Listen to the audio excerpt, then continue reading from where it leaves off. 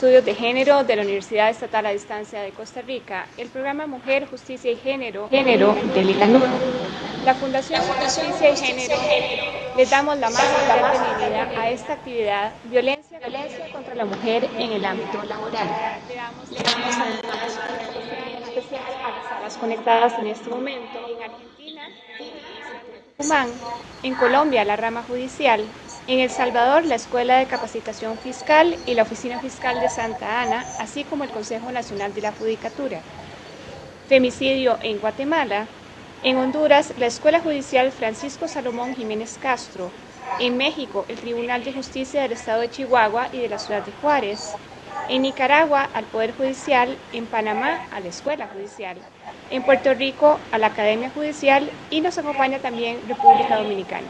Asimismo, le damos la más cordial bienvenida a las personas que nos están viendo por internet en la dirección www.videoconferencias.uned.blogspot.com.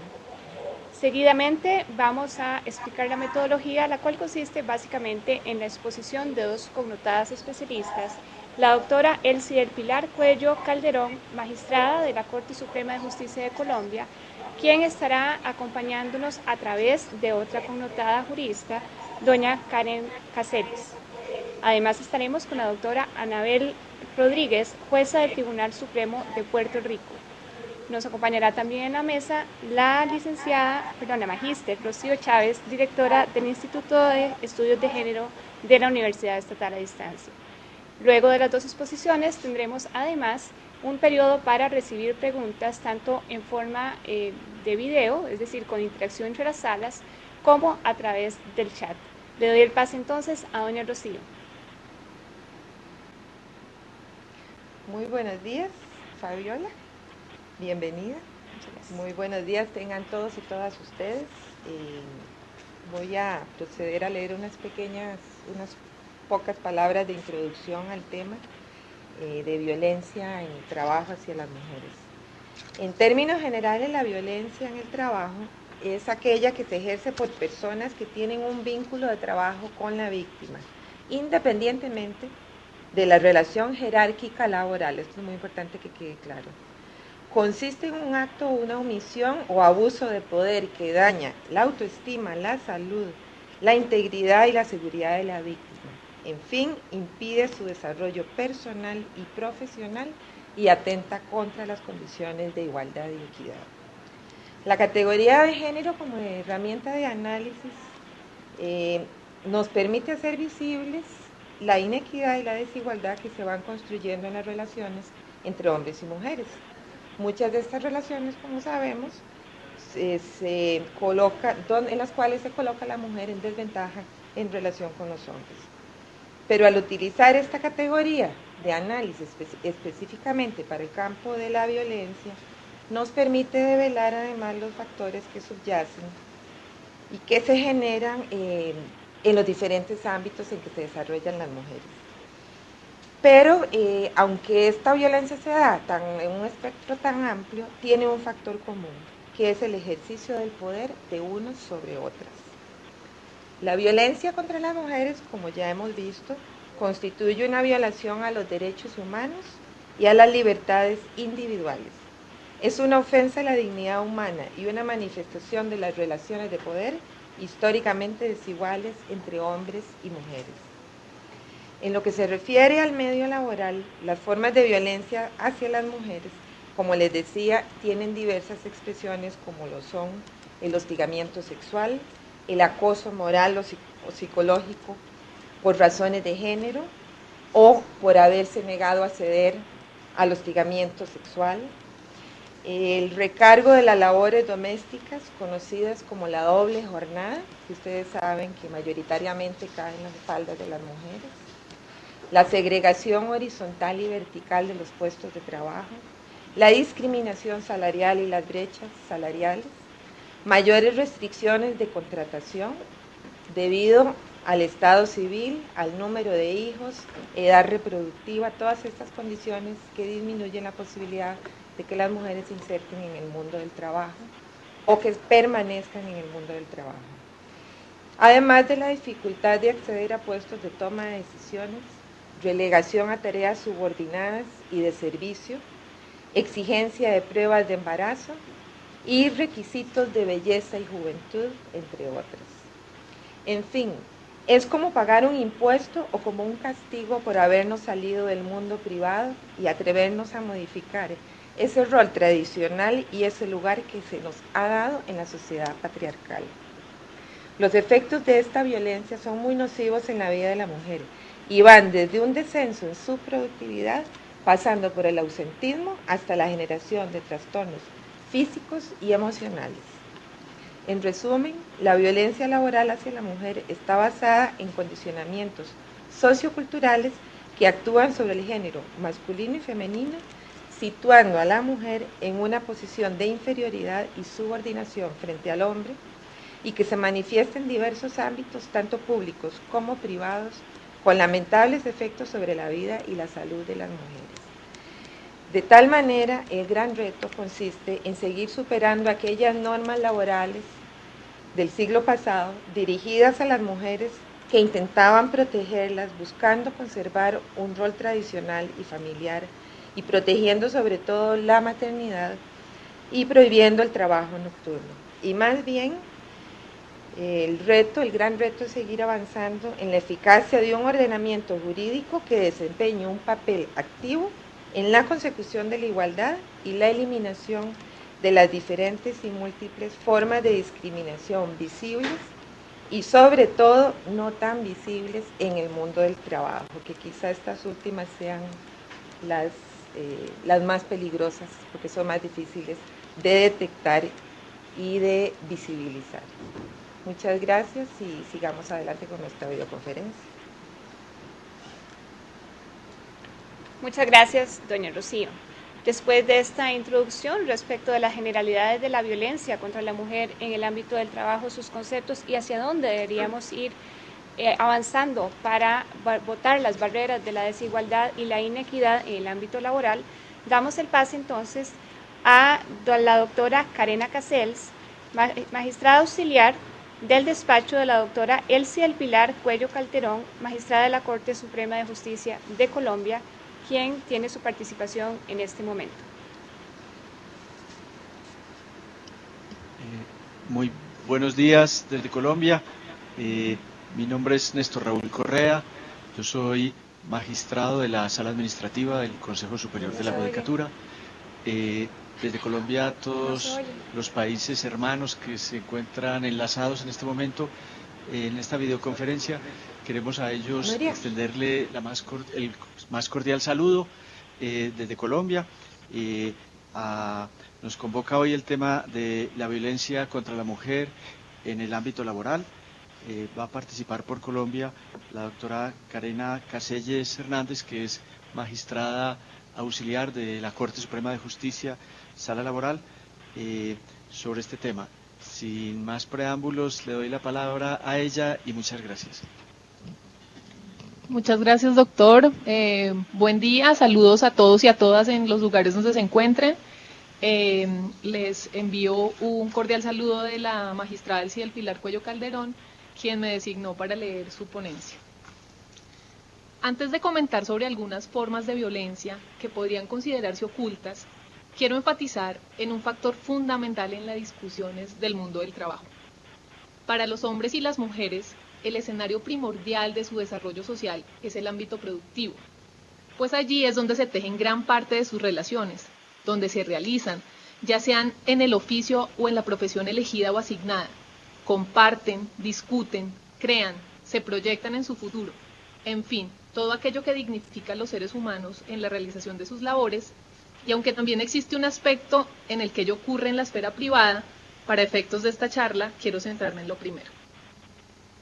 La frustración inicial con la que se encuentra la mujer y que debe tildarse como forma de violencia es la que no le permite el acceso al empleo, es decir, la que le niega incursionar en el escenario de lo general y la reduce a participar socialmente en contextos eminentemente familiares, únicamente en el hogar, con los hijos o los padres, limitando su espacio en la sociedad o condicionándola a aportar solo desde labores relacionadas con ese tipo de actividades. Si se examinan las cifras de desempleo en Colombia, por género, las mujeres duplican las de los hombres, según se extrae de las mediciones que en ese sentido hace el Departamento Nacional de Estadísticas. Solo que esa contabilización tiene en cuenta únicamente a aquellas que buscan trabajo y dejan de lado a las mujeres que, por diversas razones, terminan naturalizando su rezago a los trabajos domésticos. De las mujeres que las estadísticas muestran con empleo, cerca del 50% lo hacen por cuenta propia. En este rango se encuentran desde profesionales independientes hasta, mayoritariamente, quienes viven de la economía informal, las cuales por sus especificidades no poseen atención médica oportuna ni posibilidades de crecimiento económico, tampoco oportunidades de desarrollo personal y menos alguna expectativa de beneficios de seguridad social.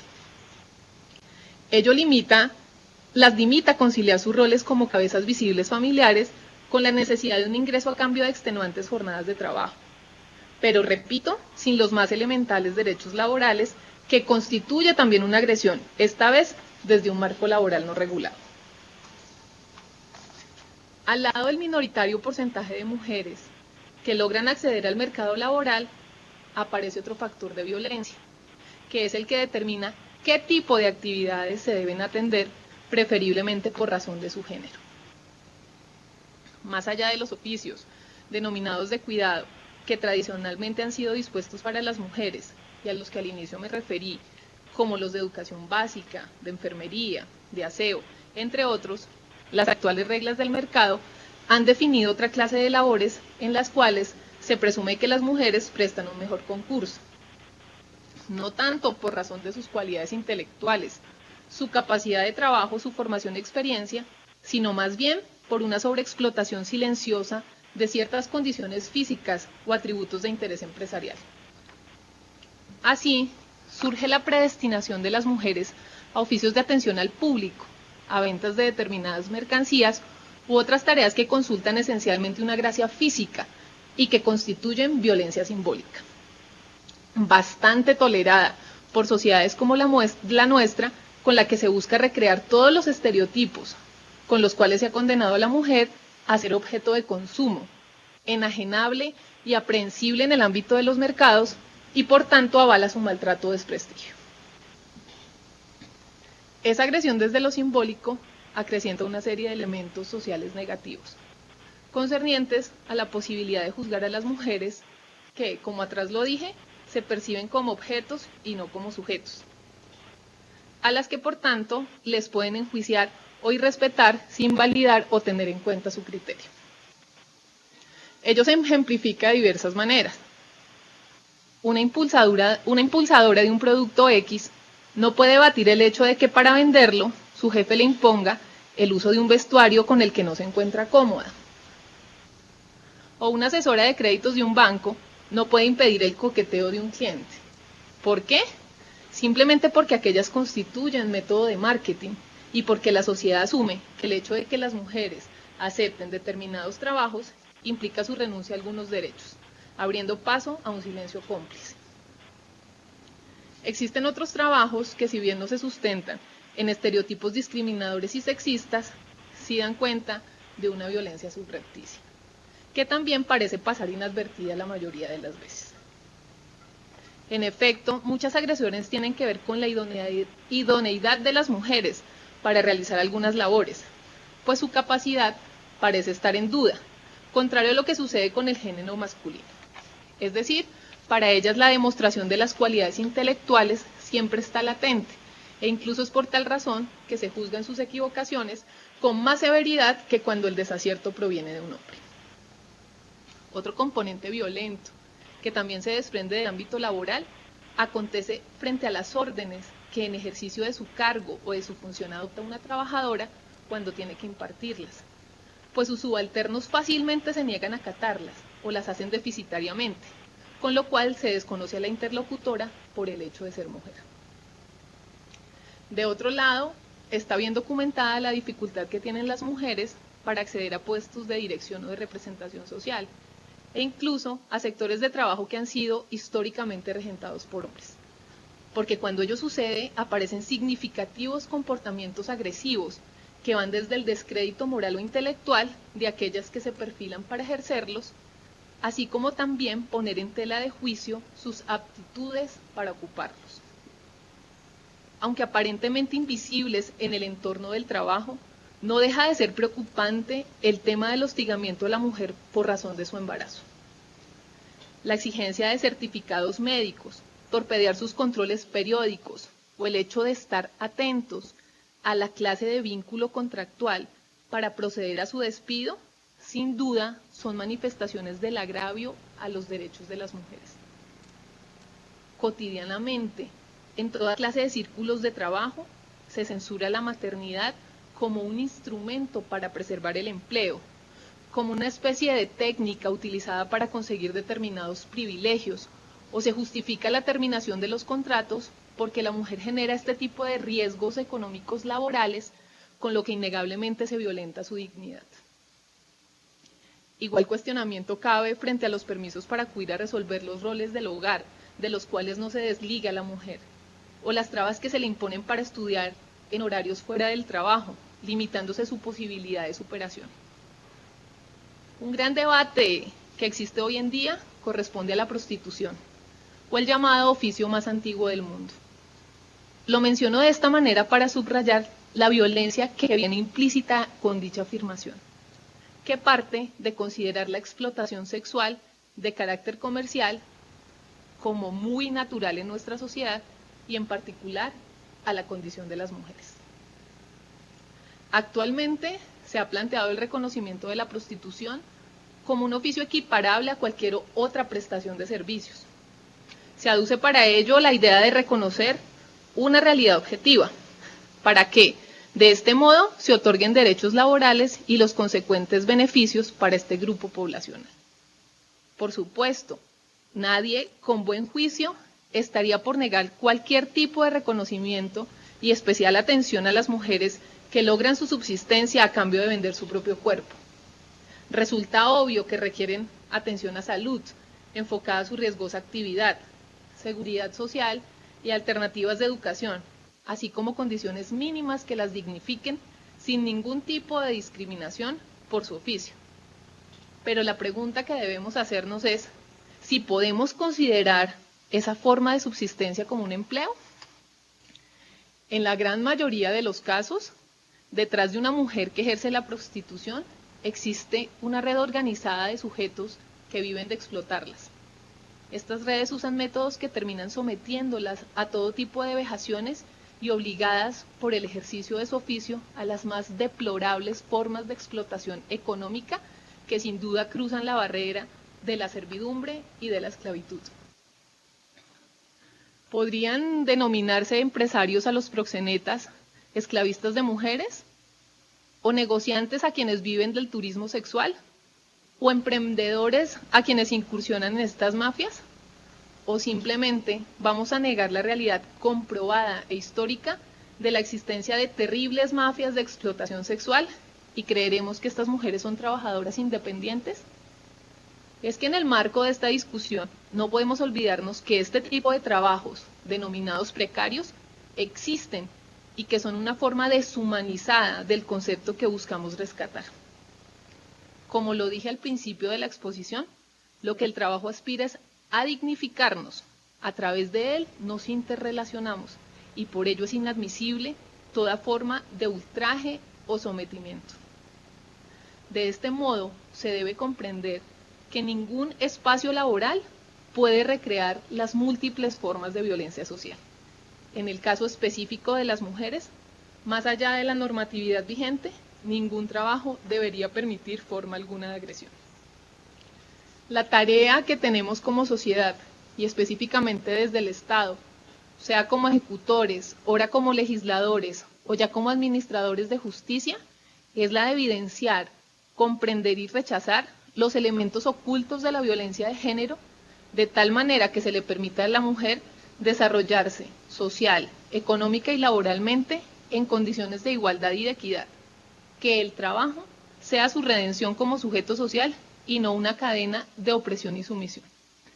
No quiero terminar, y considero este momento adecuado, para brindar mi particular reconocimiento a una gran mujer gran madre y gran conocedora del derecho, la presidenta de la Corte Suprema de Justicia, magistrada Ruth Marina Díaz Rueda, por su labor en beneficio de la justicia y del género. Muchas gracias.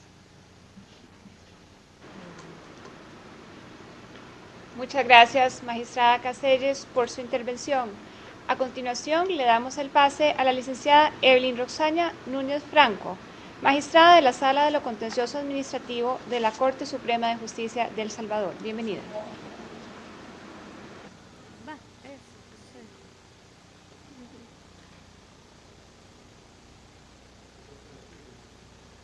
Magistrada de la Corte Suprema de Justicia de El Salvador.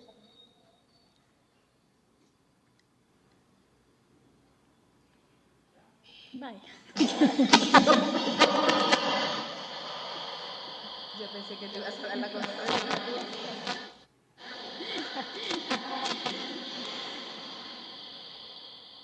Comencemos.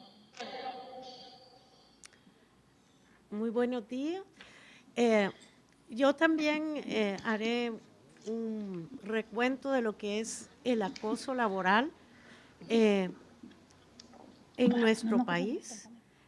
Realmente el acoso laboral se da en todas las instituciones. Todavía no podemos como evitarlo en la mayoría de instituciones. No obstante, toda una serie de legislaciones en beneficio de la mujer, que es la que ha sido víctima en un 90% de lo que es el acoso laboral. Nosotros vemos que definitivamente la incorporación de la mujer al ámbito laboral le ha traído una serie de repercusiones, ya que efectivamente desde la situación en que se ha encontrado en desventaja, digamos, laboral, porque como decía la magistrada que me precedió, no se le ha reconocido a la mujer y no se le quiere reconocer su capacidad. Hay una tendencia a minimizar, a invisibilizar el trabajo que la mujer realiza. El acoso en el ámbito laboral incluye una amplia gama de insinuaciones verbales, físicas o de otro tipo, no deseadas por quien las recibe. Todas las alusiones sexuales explícitas por quien las recibe que afectan la dignidad u observaciones discriminatorias hechas. Esto realmente lo recibe la mujer estando en el ámbito laboral. A veces se encuentra con chistes que son implícitos, llevan una serie de cuestiones que la hacen sentir incómoda. Todo esto, le querramos decir o no, se convierte en un acoso, porque crea incomodidad, crea una situación en que la mujer ya no se siente bien. Y esto realmente no tiene por qué pasarlo.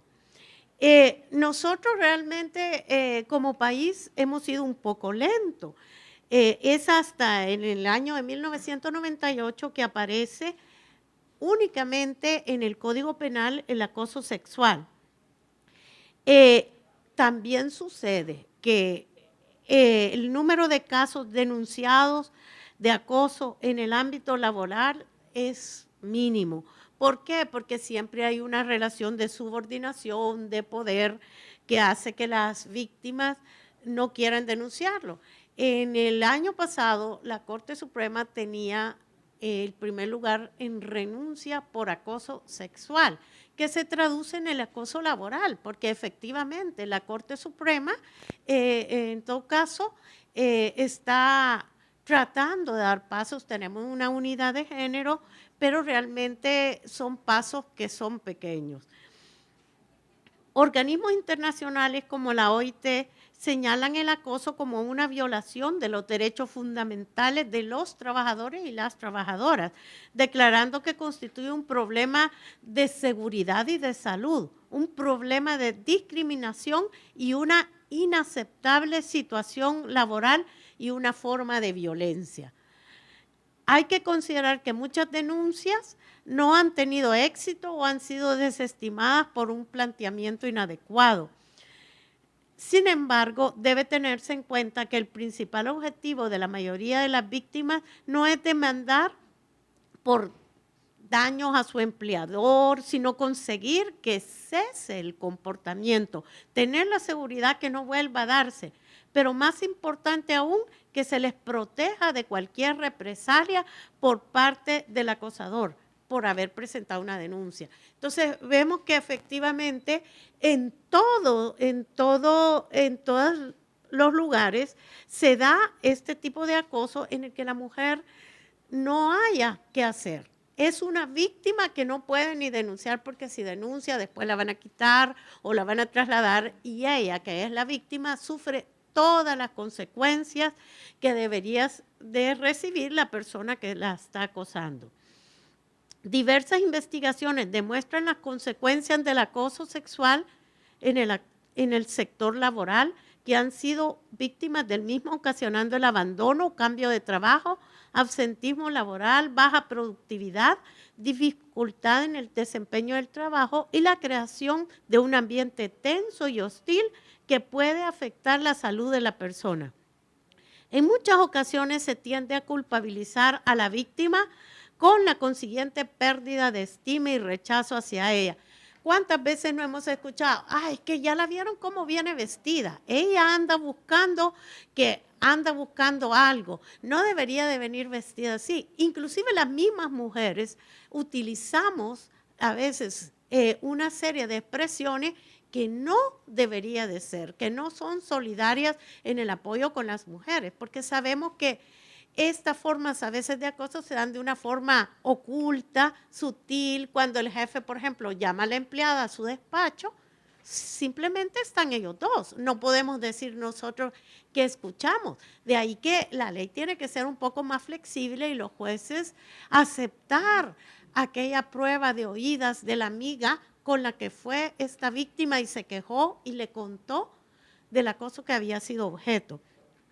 Quizás judicialmente es un problema este tipo de casos, porque al igual que muchos problemas se dan en la intimidad que no pueden ser demostrados de ninguna forma. Y esto crea un problema a nivel judicial. Por eso se vuelve un deber que toda empresa o institución a la que pertenezca la víctima propicie el entorno adecuado para que el acoso sea denunciado, así como también se garantice la estabilidad laboral durante todo el tiempo que dure el proceso una vez que se haya denunciado, porque a veces no se termina el proceso porque la víctima es quitada. Entonces, todo este tipo de cosas es importante para que vayamos eliminando este tipo de acoso. Nosotros sabemos que efectivamente es un poco difícil precisar cómo se da este tipo o las circunstancias que componen el acoso. En primer lugar, tenemos que ver que es un comportamiento no deseado y por el contrario es rechazado por la persona a quien se dirige, que realmente la estoy haciendo trabajar más para que venga y me diga, mire, fíjese que yo siento que tengo una gran carga y las demás personas no, y eso ya me lleva a mí, pero usted podría tener menos carga, ¿verdad? Que tiene incidencia negativa en la situación laboral de la afectada, ya sea presente o futura, o sea, para subir, para trasladarla, o sea, tiene incidencia este comportamiento. Que la conducta puede ser verbal o física, porque a veces nosotros sabemos que a veces le dicen, no, pero usted podría ser mi asistente, ¿verdad? Lo que pasa es que tiene que ser un poquito más colaboradora conmigo, ese tipo de cuestiones, y a veces físicamente, que nosotros sabemos que hay formas indebidas físicamente de tocar a una mujer. Que sea humillante para la afectada, o sea, que a veces que le digan, mire, para darle permiso para ir a estudiar, usted tiene que ir a tomarse un cafecito conmigo, tenemos que salir a cenar. A veces eso, pues, no todos tenemos el mismo estándar, eso puede causarle humillación a una persona. Que en un principio comporta una discriminación en razón del sexo. Nosotros sabemos que entre hombres y mujeres existe en los países, así como El Salvador, existe una discriminación de la mujer.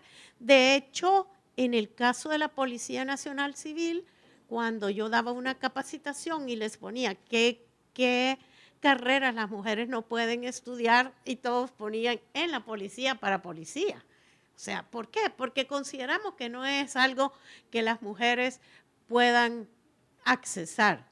Y sin embargo, por ejemplo, estamos viendo aquí que en la policía a las mujeres les tienen más miedo que a los hombres, porque son más correctas. Para poner una esquela, las mujeres ponen la esquela si hay un incumplimiento de la observancia, y en el cambio, pues en los policías hombres se ve un poquito de más tolerancia. Que si normalmente el acosador, esto digo en un 90%, un 85%, el acosador es un varón, también podría serlo una mujer con relación a un varón o a una persona del propio sexo, porque ya se ha descubierto que también cuando las mujeres ejercen la jefatura, también pueden tener este rol. O sea, no es exclusivo del hombre, es también de la mujer, y lo mismo puede sentirse un hombre en esta situación. Los porcentajes son mínimos, pero existen. Que sabemos que este es un concepto subjetivo, porque cada quien en un determinado momento puede decir, esto me pareció humillante que yo, siendo su colaboradora jurídica, me diga, llévese la taza, como que si soy la secretaria. O sea, esto es una cuestión que nosotros tenemos que ver, que en el ámbito judicial hay que hacer un fuerte ejercicio para entender esta figura del acoso, porque realmente es una figura bastante novedosa y que no encontramos mayores pruebas. Por lo que resulta prácticamente imposible componer una lista de actitudes o situaciones que comporten una cosa laboral. Definitivamente no podemos decir, tenemos un listado de comportamiento. Entonces, podemos hablar de abuso verbal, de frases ofensivas o de doble sentido y alusiones groseras, humillantes y embarazosas. Preguntas indiscretas sobre la vida privada. Es necesario separar los ámbitos propios del trabajo para que la conversación tenga mayor intimidad. Conductas sexistas generalizadas que digan, no, es que las mujeres realmente solo sirven para estar en la casa, para cuidar a los niños. Eso denota que estamos frente a alguien que tiene un comportamiento sexista. Insinuaciones sexuales inconvenientes y ofensivas, solicitud de relaciones íntimas aún sin requerir el coito u otro tipo de conducta de naturaleza sexual, exigencia de favores bajo amenazas implícitas o descubiertas referidas al empleo, exhibición de material pornográfico como revistas, fotografías u otros objetos, así como colocar en las paredes del ámbito laboral imágenes de tal naturaleza, porque dan una idea de cómo considera a la mujer, como un objeto y ahí la tengo, ¿verdad? Tocamientos, roces, cualquier ejercicio de violencia física o verbal. Entonces nosotros vemos que existe una cantidad de conductas que no son inventadas, que están ahí, que cuesta probar. De ahí que por eso es que nosotros debemos de hacerle caso al chantaje sexual, al chantaje específico, implícito y explícito. También, ¿quién es la mayor parte del sujeto activo en este tipo de conductas? Porque nosotros sabemos ya por datos estadísticos quién es el sujeto activo y quién es el sujeto pasivo, independientemente de que existen casos que se salen de las normas generales. Nosotros vemos que la mayoría de casos nosotros encontramos que la gente no denuncia, pero sí está pidiendo un traslado. Entonces, allí ya vemos nosotros que hay algo detrás que no se ha podido determinar. Y cuando en el caso de un empleador o de un jefe, muchas mujeres que han pasado han pedido traslado, ya debe de ser una presunción de que esta persona es un acosador laboral, porque tenemos los antecedentes de todas las personas. Si bien es cierto, no hay denuncia, es porque la mujer no se atreve a denunciar. Claro, estamos con una serie de leyes. En el caso nuestro, pues, en la Corte Suprema, teniendo el primer lugar, solo tenemos 42 demandas de acoso laboral, según informes del PNUD. O sea que tenemos mucho trabajo que hacer en un ámbito que ahorita está en un 50% de empleados, hombres y mujeres. Nosotros en la Corte Suprema de El Salvador tenemos un equilibrio entre la contratación de hombres y mujeres. Así es que este es un reto porque es una figura relativamente nueva que no es fácil a la hora en que los jueces tienen que dar una resolución, de encontrar las pruebas que le faciliten su resolución. Al contrario, en la mayoría de casos no vamos a encontrar pruebas, sino que simplemente tal vez un informe psicológico que diga que la persona está deprimida por cómo es su ambiente laboral, situaciones que realmente no aportan una claridad para el juzgador, pero sí es importante que los juzgadores conozcan cuál es el tipo de comportamiento de un acosador. Gracias.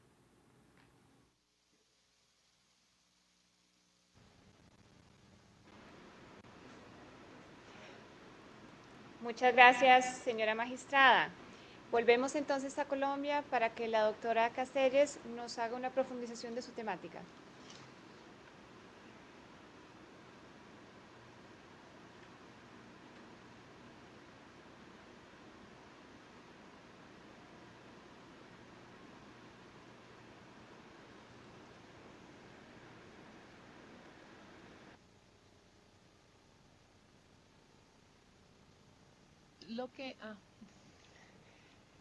Lo que propone la ponencia es que la mujer no solo tiene una discusión frente al tema del reconocimiento de sus derechos en el marco de la relación de trabajo, sino que existen dificultades que impiden a la mujer acceder al mundo del trabajo.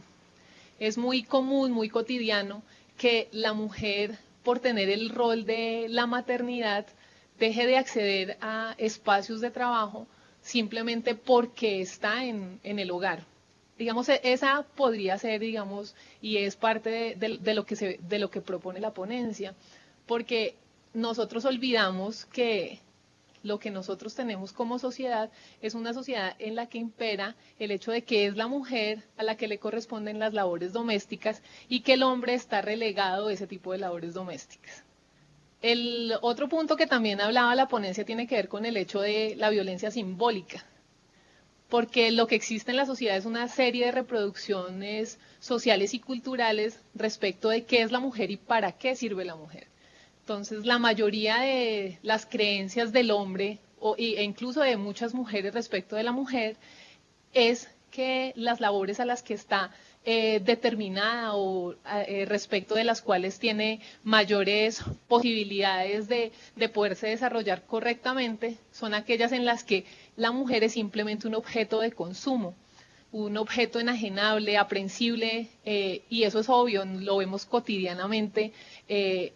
Ese tipo de reproducciones culturales lo vemos en las propagandas, los vemos en los carteles, lo escuchamos de los comentarios que se hacen en las oficinas o en distintos medios como La Casa o con los amigos, de que la mujer simplemente es un objeto. Una mujer simplemente es muy bonita, una mujer no tiene la posibilidad de poder pensar o de poder opinar.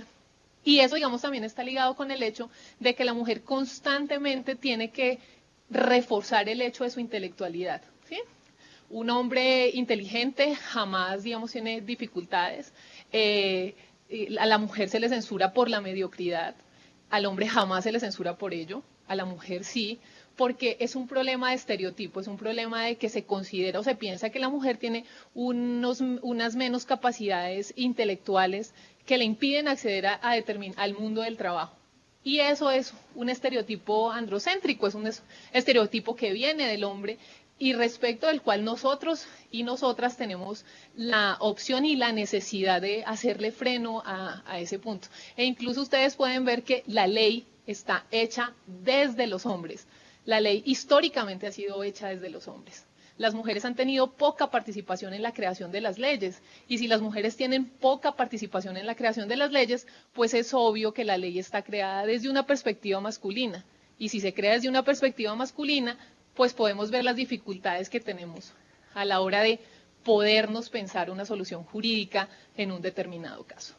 Otro gran problema, además de que el que tiene que ver con la reproducción de estereotipos sociales y culturales, tiene que ver con el hecho de que la mujer está también predestinada a tipos de trabajo que no son los que debieran ser. Porque respecto de lo que se considera o que se piensa que debe ser la labor de la mujer, siempre son labores de cuidado, labores domésticas, labores de profesora de educación básica primaria, labores de enfermería, ese tipo de labores donde la sociedad entiende que la mujer sí tiene un espacio. Pero como lo decía la licenciada doctora Evelyn Roxana, respecto de que existen unos espacios sociales en los cuales la mujer no ha podido penetrar, o cuando penetra existe, digamos, una dificultad respecto de cómo se entiende la labor de la mujer en ese escenario. Sus posiciones, sus posturas son siempre puestas en tela de juicio. Sus equivocaciones son mucho más censuradas socialmente, porque estamos acostumbrados a las equivocaciones de los hombres. Cotidianamente los hombres se equivocan, los hombres han manejado los destinos de la sociedad por miles de años y no hay discusión respecto de las equivocaciones de los hombres. Pero cuando es una mujer la que se equivoca, cuando es una mujer la que está en ese escenario, la sociedad parece ensañarse respecto de las mujeres. Y eso también es un punto que deberíamos atender. ¿Hasta qué punto la sociedad que nosotros defendemos es capaz de hacerse la autocrítica respecto de esos puntos? Es capaz de pensarse que eso no puede ser y que en un escenario en el que no se cambien los aspectos culturales y económicos, va a ser muy difícil cambiarlos normativamente. Porque la norma en últimas es el reflejo de lo que es la sociedad. La norma lo que hace es condensar las aspiraciones sociales en una ley, pero es respecto de la norma, respecto de la creación de la norma, en la que la sociedad debe ser mayormente crítica, en la que la sociedad debe poner el punto sobre la I, debe incentivar el debate, debe incentivar el pensamiento crítico respecto de qué es lo que entendemos por las mujeres, respecto de qué es lo que queremos que las mujeres sean socialmente. Si la sociedad coincide que la mujer es simplemente en el escenario del hogar, pues llevamos un camino muy corto. Si la sociedad considera que la mujer sí tiene que estar en los escenarios sociales, que la mujer sí tiene que participar en ellos, que la mujer tiene que hacer parte de hacer la ley, de discutir la ley, de ejecutar la ley o de interpretar la ley, pues vamos avanzando un poco más. Y el tema que yo quisiera profundizar frente al tema de cómo los medios de comunicación reproducen elementos sexistas, ¿sí? Propagandas sexistas, que en últimas terminan poniéndose en boca de la sociedad, como también lo decía la licenciada Evelyn en su presentación, de cómo nosotros escuchamos cotidianamente malos chistes respecto de las mujeres, malos chistes respecto de las minorías, y hasta qué punto nosotros como sociedad tenemos que someternos a eso, tenemos que soportarlos, tenemos que tolerarlos. Si pensamos cambiar la sociedad, si consideramos que la sociedad tiene que ser distinta, pues es simplemente ponerle el coto, decirle que esa es la talanquera, que estamos dispuestos a cambiarlo. E incluso por eso también el documento plantea el tema de la prostitución. Y lo plantea porque para muchos pareciera admitirse que la mujer tiene que estar condenada a la realización de ese tipo de trabajos precarios. Y podría ser la prostitución, como podría ser incluso el tema de que hace menos de un mes o más, aproximadamente hace un mes, se cayó una fábrica en Bangladesh, una fábrica en la que se murieron más de 3.000 personas, mayoría de las cuales eran mujeres. ¿Cómo la sociedad que hemos construido lleva a condiciones precarias, lleva a las mujeres a laborar en ese tipo de condiciones precarias? Ese es el tipo de sociedad que estamos construyendo, que creo que es parte de la discusión que nosotros tenemos que dar en ese tipo de escenarios y en todos los escenarios en los cuales nosotros nos movamos, en todos los escenarios en los cuales nosotros somos seres pensantes, nosotros tenemos digamos, la obligación social de poner el dedo en la llaga y decir que la sociedad que queremos es una sociedad incluyente de todos y todas. Es parte de lo que quería decirles de la ponencia. Muchas gracias, magistrada Caselles. Damos entonces el pase de nuevo al Salvador para que la magistrada Núñez nos haga una profundización y una ampliación de su temática.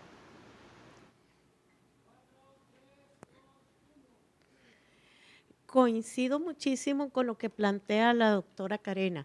Realmente, políticamente, las mujeres tenemos que dar un salto para poder participar en la creación de leyes en beneficio de las mujeres, porque nosotros hemos estado marginadas en la elaboración de leyes. Nosotros no hemos podido participar directamente y de allí que algunas cuestiones que se tratan de introducir causan siempre como un escozor de que realmente se están haciendo en beneficio de las mujeres. En El Salvador tenemos un delito que se acaba de incluir, que es el feminicidio, y se dice, ¿y por qué las mujeres tienen un delito de feminicidio? Cuando no nos damos cuenta con qué saña se mata a una mujer. Por ejemplo, a un hombre se le mata de 3 puñaladas, a una mujer de 40. ¿Y eso por qué es así? Porque existe esa situación todavía en que a la mujer no se le ve como igual, no se le considera como igual.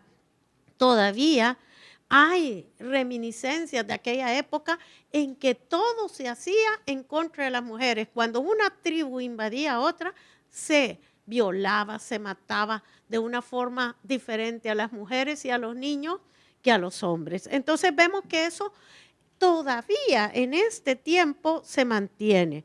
Entonces tenemos que tratar de buscar leyes que ayuden a la denuncia del acoso en el ámbito laboral, porque sabemos que las causas por las que una trabajadora no denuncia están ligadas a aspectos económicos, como la pérdida del empleo. Entonces, hay una ley que tiene que garantizar, mire, si usted denuncia, no pierde el empleo. Estamos hablando de aquellas denuncias que son reales, porque también pueden haber denuncias que no respondan a una realidad.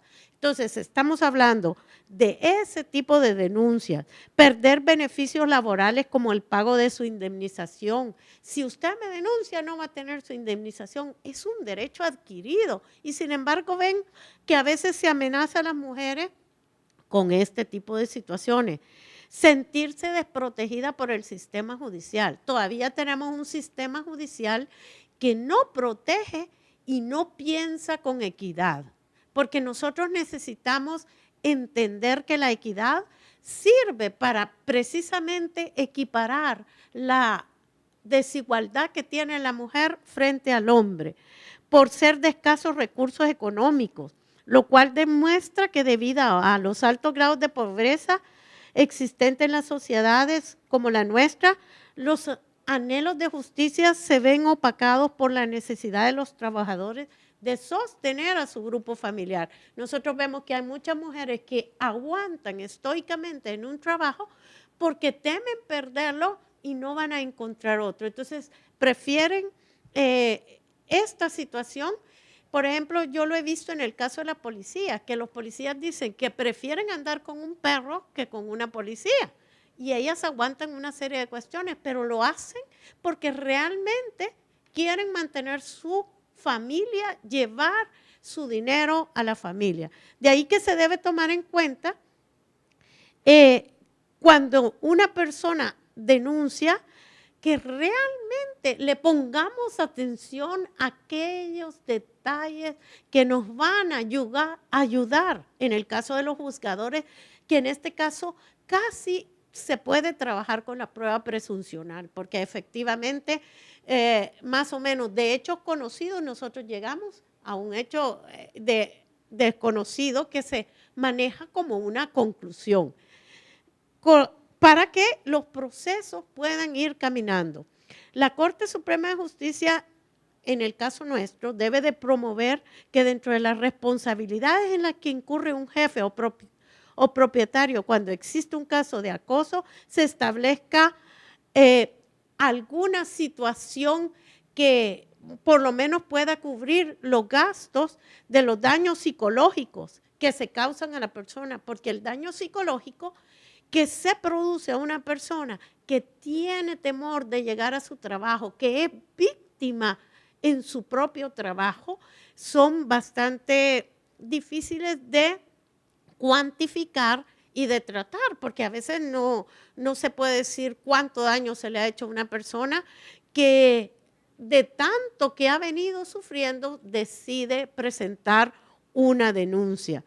Entonces, creemos que es una labor ahorita en los países latinoamericanos que debe ir creciendo, el tener un pensamiento hacia los derechos de la mujer y su concreción, por lo menos en lo que nos compete a nosotros. En el caso de trabajo social se puede indagar, por ejemplo, cómo es la persona en su entorno y presentar un perfil de esta persona que puede ayudar al juez a tomar una decisión, porque todavía los hombres que son acosadores laborales, así como las mujeres, tendrán su propio perfil, aún en sus relaciones sociales y en otro tipo de relaciones. Podemos ver relaciones familiares. Entonces, creo yo que aquí estamos frente a un campo bastante novedoso, bastante difícil, pero que puede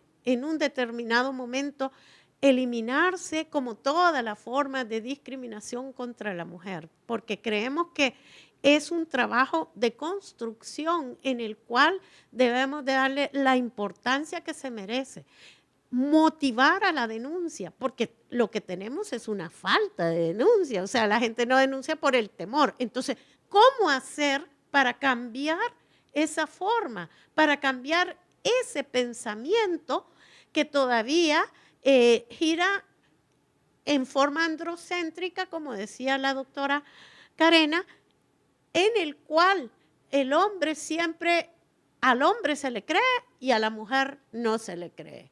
Entonces, ¿cómo hacer para cambiar esta forma de pensamiento? Tenemos que ir viendo y empoderar un poco a la mujer en el sentido de que debe denunciar, debe evitar que se den este tipo de conductas, porque ahora es conmigo, mañana es con otra, entonces debemos evitar.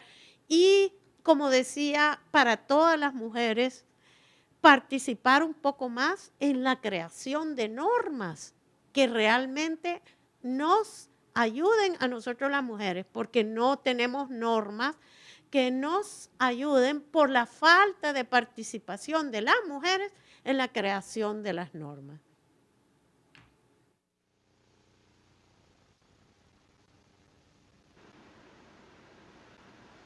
Muchas gracias, doctora Núñez. Creo que es importante rescatar de ambas ponencias que han sido muy claras en cuanto a los estereotipos y los abordajes que pareciera ser comunes, por lo menos tanto en Colombia como en El Salvador, y yo estoy segura que en Costa Rica tampoco nos excluimos de eso, de la violencia contra la mujer en el ámbito laboral, hacer coincidencia en que también es importante para nosotros en estas sociedades generar un cambio cultural desde lo social, desde la percepción de la mujer, desde la percepción de las oportunidades laborales, desde la percepción de cuáles son los empleos o las ocupaciones dignas que dignifican en las que tenemos que estar, desde la propia víctima, esa participación de la que hablaba la doctora Núñez y también la participación un poco más invisible, o más bien salir de la invisibilidad que decía la doctora Carenas respecto de los oficios, y la propia víctima que se empodere, o eventual víctima que se empodere de esa necesidad de denunciar y de acudir a los tribunales, que los tribunales tengan además los mecanismos de protección, de resguardo necesarios para poder atender no solamente la necesidad inmediata de protección, sino también la estabilidad laboral de la persona que muy valientemente hizo la denuncia, y también participar y empoderar a estas mujeres en los cambios normativos y en los cambios judiciales que efectivamente, como lo decía la doctora Núñez, a veces son más complejos debido a la novedad del tema en el tratamiento judicial y en el cambio cultural también que ese tratamiento tiene que tener, porque bien que mal son jueces, hombres, los que normalmente conocen de primera entrada los casos de acoso laboral o de violencia laboral contra las mujeres, y necesariamente también hay que generar un cambio en la reproducción del patrón social que ellos traen también como personas que son parte de una cultura. Bajo estos comentarios con los que quería hacer un pequeño cierre, vamos a darle el pase a los diferentes centros que están conectados para que hagan sus preguntas, no sin antes recordarles que las personas que nos están siguiendo por internet pueden formular sus preguntas vía chat. Yo les voy a hacer una solicitud expresa de que las preguntas de una vez las direccionen a las ponentes que tienen que responderlas a fin de hacer un mejor aprovechamiento del tiempo. Entonces pasamos a la Argentina. El Poder Judicial de Tucumán. ¿Tienen preguntas que tengamos que responder o para evacuar en este momento?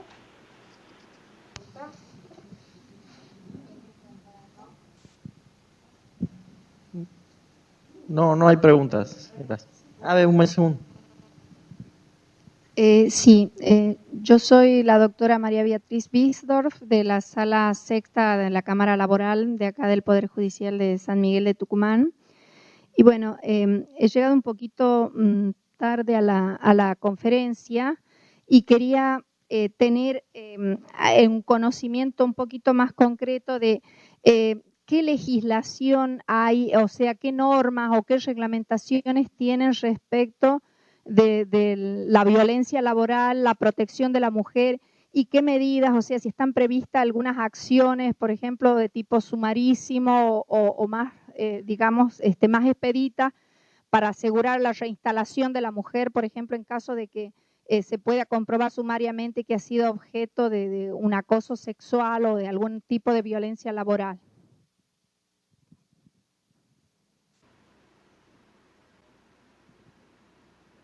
Muchas gracias, Argentina. Pasamos a El Salvador, Escuela de Capacitación Fiscal. Sus preguntas, por favor. Muy buenos días a todos en las Américas. Mi nombre es Carlos Portillo, soy abogado de la Procuraduría General de la República.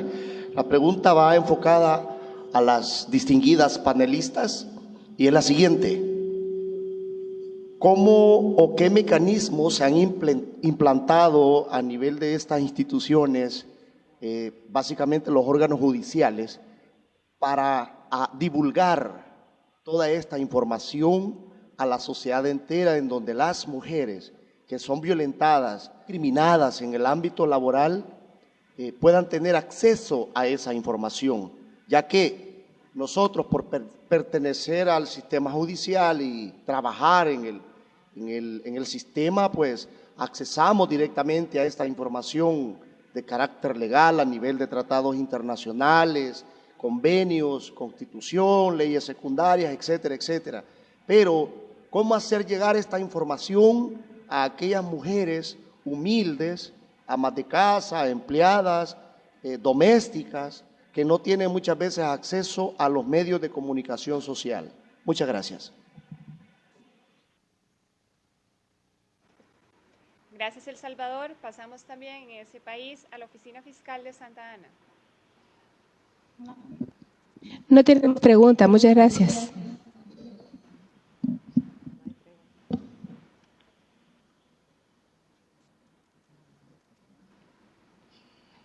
Gracias, San Salvador. Pasamos a Femicidio Guatemala.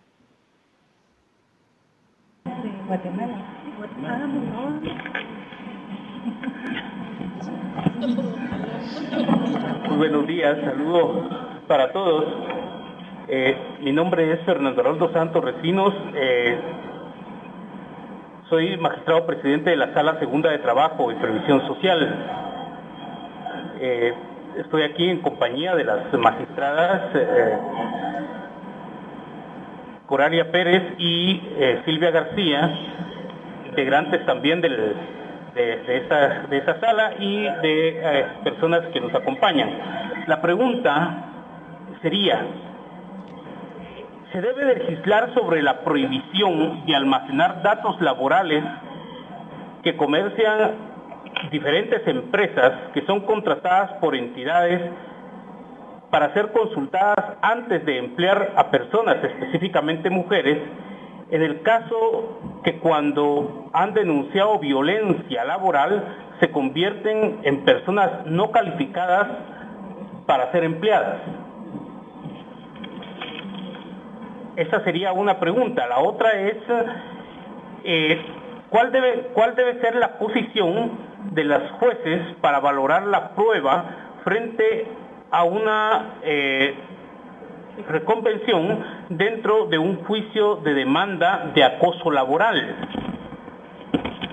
Y una tercera y última sería si ustedes considerarían una solución en el aspecto de la prueba, que he visto que es una preocupación muy visible, que se legislara la inversión de la carga de la prueba, es decir, que esté a cargo del denunciado demostrar que no existe tal acoso o violencia contra la mujer en el ámbito laboral. Muchas gracias.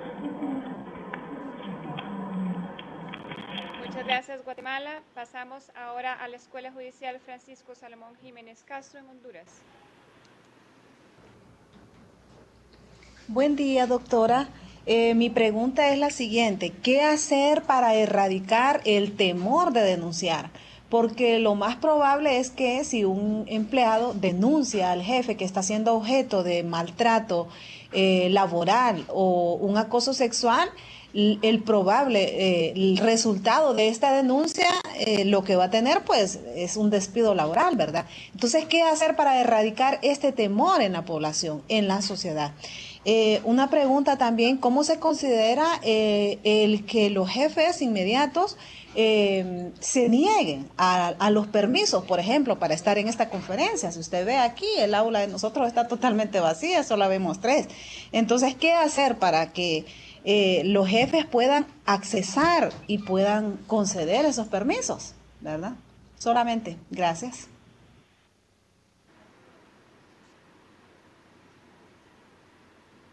Gracias, Honduras. Pasamos a México, al Tribunal de Justicia del Estado de Chihuahua. Sus preguntas, por favor. ¿Qué tal? Muy buenas tardes. Del Centro de Formación Judicial de Chihuahua. ¿No se puede ponerlo, por favor?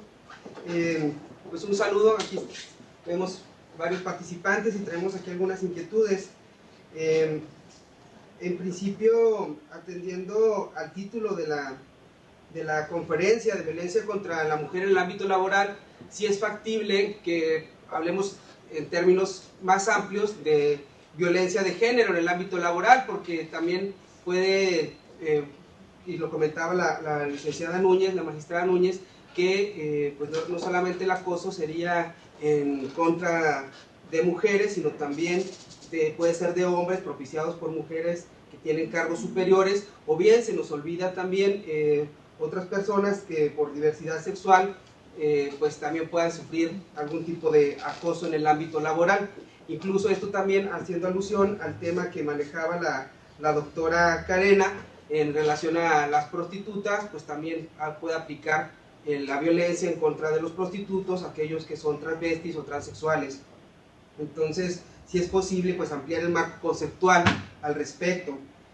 También aquí una inquietud cuanto a lo que señalaba la magistrada Núñez, de cómo hacer para cambiar este pensamiento en el que el hombre siempre se le cree, y también algunos de los comentarios que han hecho las sedes, pues si existen programas de prevención del acoso laboral, precisamente cuidando todos estos aspectos, si alguno de los poderes judiciales que están enlazados tiene alguna experiencia, pues sería interesante que lo pudiera compartir sobre programas de prevención. Y pues también me gustaría pasar aquí el uso de la voz al compañero Omar Herrera, jefe de la biblioteca, que tenía otra inquietud. Hola, buenos días. Yo quisiera saber si en algún otro país hay algún mecanismo en contra de medios de comunicación para que no hagan abuso en el derecho a la libertad de expresión y afecten con él a mujeres. Es mi pregunta. Bien, pues muchas gracias, Chihuahua. Muchas gracias. Bienvenido México, Ciudad Juárez. Sus preguntas, por favor. Felicitaciones a las ponentes, y mi pregunta es para la doctora Casels, si nos pudiera explicar cómo se expresa la violencia simbólica no visible. Esa es la pregunta concreta. ¿Qué simbólica? Vamos a ver qué dice la doctora. Muchas gracias. Nicaragua, Poder Judicial, sus preguntas, por favor. Buenos días, saludos a todas y a todos. Gracias por compartir esos conocimientos acerca de la violencia que sobre todo las mujeres enfrentamos en los ámbitos laborales. Aquí en Nicaragua el año recién pasado se aprobó la ley 779 y dentro de los tipos penales nuevos se recogió precisamente la violencia laboral, y la discusión estaba en que si era solo cuando el sujeto activo fuese un hombre en contra de un sujeto pasivo mujer.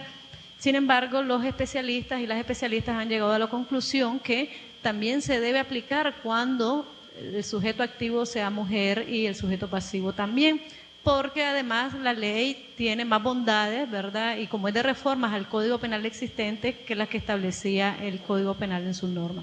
Voy a dejar a la compañera Marisol Bellorín del Instituto de Altos Estudios Judiciales, que tiene algunos comentarios y preguntas. Sí, buenas. Mi nombre es Marisol Bellorín, del Instituto de Altos Estudios Judiciales de la Corte Suprema de Justicia de Nicaragua. Y más que todo mi inquietud está y creo que va dirigida la pregunta a la doctora Núñez, la magistrada de El Salvador, porque su ponencia me ha parecido súper importante en vista de que en nuestros ámbitos laborales vemos lo que es la violencia silenciosa, aquella parte que dice ella de manera sutil, cómo decimos las cosas, y actualmente está muy erradicado lo que es la violencia hacia la mujer, donde no se le toman en cuenta muchos aspectos, ya sea en su preparación laboral, en su desenvolvimiento diario, aunque nos esforcemos, aunque siempre estemos adelante preparándonos, siempre se ve erradicado de que el hombre siempre es el del centro, el que lleva siempre la batuta, el que está siempre tomando las decisiones, y siempre, a veces, siempre por lo general las mujeres y nosotras mismas, siempre estamos a favor de muchas veces de esas actitudes.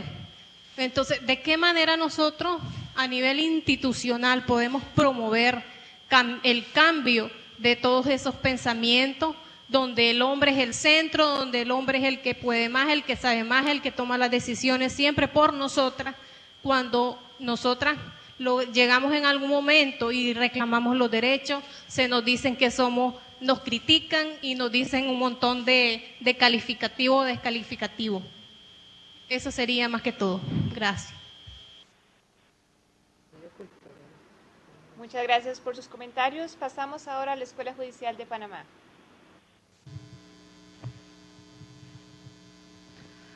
Muy buenos días. El auditorio ha presentado las siguientes preguntas. ¿Cómo se maneja desde el concepto de género que nosotras las mujeres actualmente estemos en un nivel académico en vanguardia, pero que dentro del hogar continuamos en desigualdad de funciones? La siguiente interrogante es, ¿Se puede considerar un tipo de abuso a la mujer el que por pobreza tenga que alquilar su vientre para procrear hijos y que esto le sea remunerado? Y la tercera y última pregunta, ¿cómo se calcula el trabajo doméstico de la mujer en la liquidación de bienes cuando se disuelve el matrimonio? ¿Qué elementos hay que tomar en cuenta? Gracias. Muchas gracias. Puerto Rico, Academia Judicial, bienvenida a sus preguntas. Sí, saludos a todos y a todas desde la Academia Judicial en Puerto Rico. Felicitamos por el tema seleccionado. Todavía hay que hacer énfasis en la visibilización del problema. En nuestra jurisdicción hay leyes de protección laboral contra el acoso, el hostigamiento y el discrimen por sexo, pero todavía es lamentable reconocer que perdura la inequidad en cuanto a los puestos que asumen los hombres y los puestos que asumen las mujeres, y en cuanto a la igualdad salarial. Hay dos preguntas que quisieran los que están presentes hacerles. Uno, si debe un patrono dar acomodo razonable a una mujer que por ser madre no puede cumplir con el horario asignado debido a que, por ejemplo, no tiene quien busque a sus niños a la escuela. Y si sería víctima de un discrimen, si esta es la razón por la cual se le despide del empleo. Otra de las preguntas va dirigida a conocer si estas leyes que hay en sus jurisdicciones en contra del acoso y el hostigamiento incluyen cuando el hostigamiento o el acoso se da por un patrono mujer contra una empleada mujer. Eso sería todo. Saludos y buenas tardes.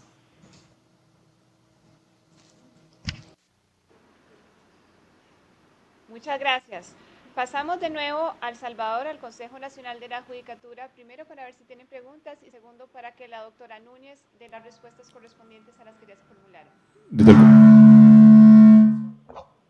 Desde el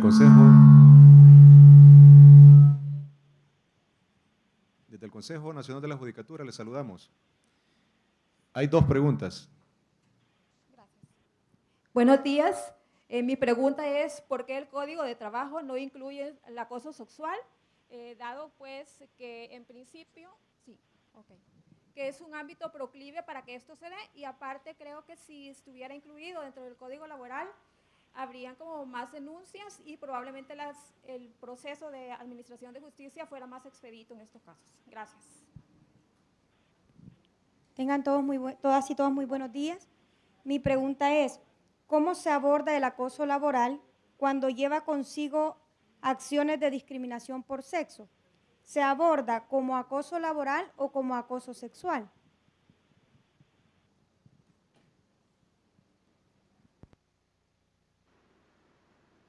Muchas gracias por sus consultas. Pasamos ahora de nuevo a Colombia a ver si tienen preguntas en esa sala.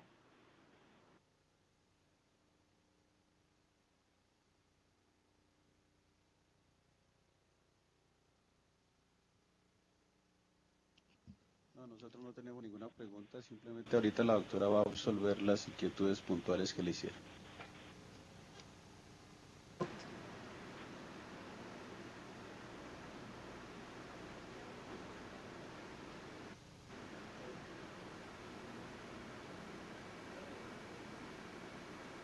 Muchas gracias. Doctora Cáceres, si quiere, inicia usted con el periodo de respuestas a las inquietudes planteadas para luego dar el pase a El Salvador. Bueno, son bastantes y quisiera que me colaboraran por si alguna se queda dentro del tintero.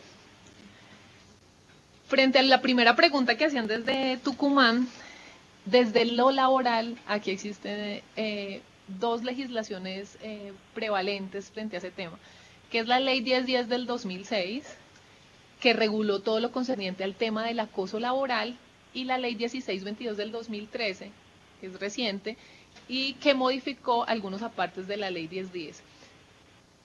Esa ley que es de acoso laboral es genérica, es decir, habla del acoso para los y las trabajadoras, pero obviamente existen distintos mecanismos que prevé dicha normativa para que se protejan a las personas que se estiman encontrarse en algunas de las situaciones de acoso.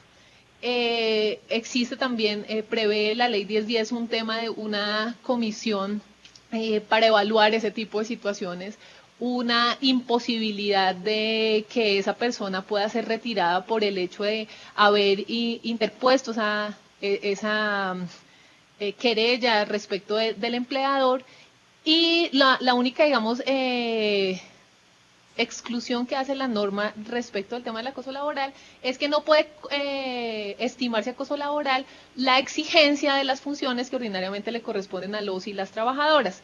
Es decir, que no puede estimar una persona lesionada su dignidad por el hecho de que su empleador o su empleadora le exija determinados, el cumplimiento de sus funciones. Pero, pues respecto de las otras, las personas, las mujeres que se estimen en estar en una situación de acoso, de hostigamiento laboral, pues evidentemente sí tienen la opción de hacerlo, y existen los mecanismos para discutirlo, y pues que le dan a la mujer la potestad de evidenciarlos en un procedimiento legal, y la imposibilidad de su retiro por razón de haberlo hecho. El Código Penal también prevé la figura del acoso sexual, que digamos que está íntimamente ligado a tema del maltrato y del hostigamiento laboral, porque eso tiene que ver con lo que Roxana decía al principio en su intervención, que tiene que ver con el tema de cómo la mujer, por el hecho de ser mujer, también está sometida a ese tipo de situaciones en la que incluso se le exige ser más bonita, en la que incluso se le exige tener determinada vestimenta, y eso, digamos, también es un ambiente propicio para que se dé el acoso sexual. Eso quisiera atarlo con el tema que también preguntaron y que también está ligado con el tema de la legislación, de qué sucede con el tema de la carga de la prueba. Existe un convenio, que es el convenio 111 de la OIT, que países como Colombia aún no lo han suscrito, pero que hablan sobre la inversión de la carga de la prueba. ¿Qué quiere decir? Que cualquier persona que se encuentre en situación de discriminación le corresponde a quien es al denunciado señalar los motivos por los cuales está ahí, y se le debe creer a la mujer en ese tipo de situaciones. Porque aquí, digamos, no es más que un tema de que si la mujer es capaz o no de hacerlo, y si tiene la posibilidad de que en un pleito jurídico lo pueda ganar, sino el tema de la inversión de la carga de la prueba exige de la sociedad entender que el hecho de que la mujer se llame a denunciar, el hecho de que la mujer visibilice una situación que para la propia mujer es indigna, es una situación incómoda, es una situación de señalamiento social, sea mucho más amable para ella, sea mucho mejor para ella en términos jurídicos, que sea la mujer quien ya tomó la iniciativa de poder poner en evidencia ese tipo de situaciones, le corresponda a la contraparte demostrar su inocencia respecto de la situación, y no a la mujer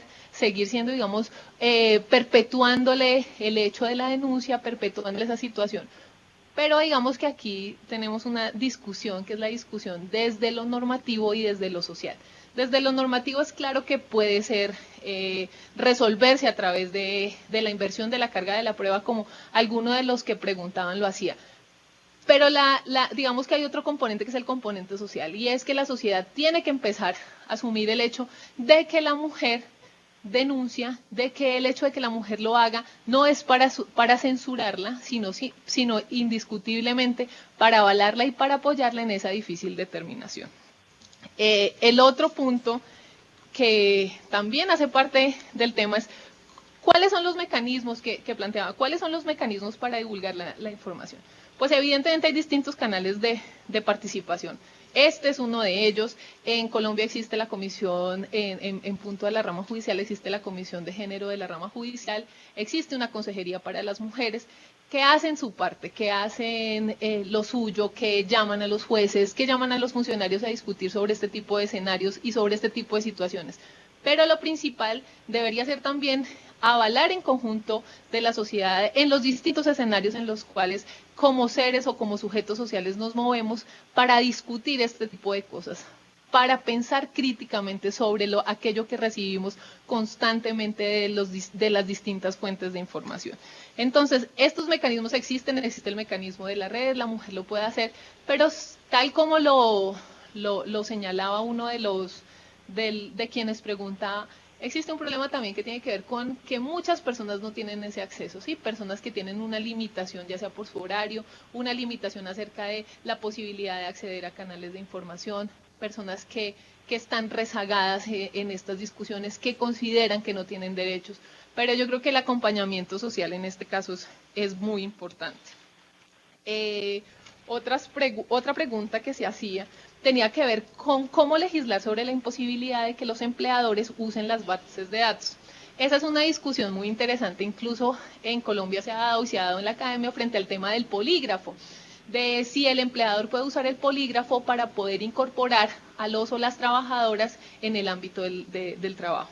Evidentemente que ese tipo de situaciones son situaciones lesivas para los trabajadores. Y los trabajadores y las trabajadoras están amparados por la ley, están amparados por una sencilla razón, porque a diferencia del contrato civil en el que existe autonomía de la voluntad, en el contrato de trabajo se parte del hecho de que no existe esa autonomía plena y por eso la legislación laboral viene a suplir ese tipo de situaciones. Como no lo hace, no es viable, no es posible, no es admisible desde ningún punto de vista que se utilicen ninguna serie de mecanismos que puedan lesionar o afectar los derechos de los trabajadores. En este caso evidentemente sería la dignidad, porque excluir a un trabajador o una trabajadora del escenario laboral por el hecho de haber denunciado con antelación una causa de acoso, pues evidentemente no podría encontrarse ni menos podría avalarse socialmente. Otras preguntas que me quedan aquí es, bueno, hay un punto que creo que es en México, que lo planteaban frente al tema de qué sucede en el ámbito laboral, por qué solo hablamos de las mujeres, por qué no se incluyen a los hombres, por qué no se incluyen a las minorías. Obviamente se tienen que incluir a las minorías en este tipo de discusiones, pero justamente lo que visibilizan este tipo de escenarios es que las discusiones que se han dado históricamente han sido desde y para los hombres, y que las mujeres lo que estamos buscando es un escenario en el que también se discutan para las mujeres, sin que eso quiera decir que las minorías sexuales o las minorías étnicas o algún otro tipo de minorías culturales no lo puedan hacer ni puedan ganarse esos espacios. Pero pues evidentemente estos escenarios sirven es para visibilizar el tema de las mujeres, que además somos la mitad de la población mundial, y que al ser la mitad de la población mundial pues exigimos que nuestros criterios, que nuestros pensamientos, que nuestras maneras de ver el mundo sean validados en los escenarios, y ello no quiere decir que evidentemente en el ámbito del trabajo no exista acoso para los hombres, ni más faltaba que lo que nosotros estemos planteando es eso. Lo que estamos planteando es que mayoritariamente, que según las estadísticas, son las mujeres quienes más están afectadas por ese flagelo. Y al hacerlo y al visibilizarlo, se tienen que generar este tipo de espacios sociales que, repito, no quiere decir que no se hagan también para otro tipo de minorías o para otro tipo de situaciones. Pero sí es muy común escuchar, sobre todo de los hombres, el hecho de por qué debaten las mujeres, por qué opinan solo de las mujeres, si existe exclusión para los hombres.